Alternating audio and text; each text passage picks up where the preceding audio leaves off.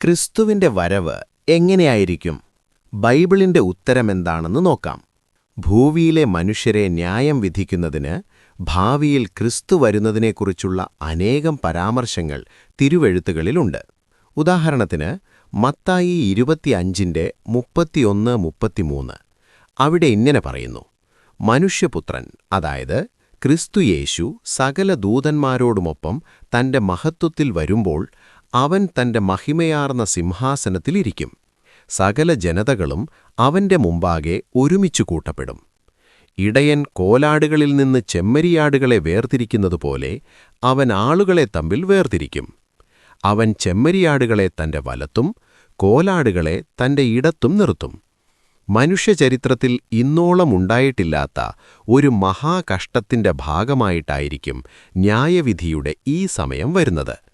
മഹാകഷ്ടം അർമഗദോൻ യുദ്ധത്തിൽ മൂർധന്യാവസ്ഥയിലെത്തും. ക്രിസ്തുവിന്റെ ശത്രുക്കളായി ഉപമയിൽ പറഞ്ഞിരിക്കുന്ന കോലാടുകൾ നിത്യനാശമെന്ന ശിക്ഷാവിധി അനുഭവിക്കും.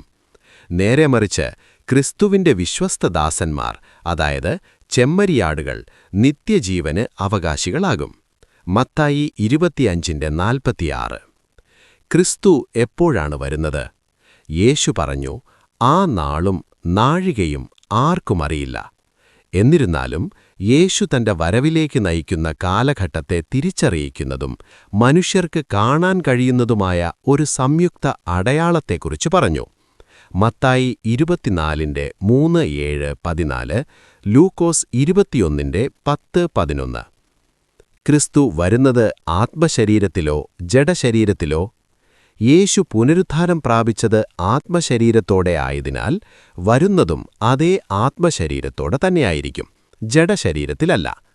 അതുകൊണ്ടാണ് മരണത്തിന്റെ തലേദിവസം ശിഷ്യന്മാരോട്, അല്പം കൂടെ കഴിഞ്ഞാൽ ലോകം ഇനി എന്നെ കാണുകയില്ല എന്ന് യേശു പറഞ്ഞത്.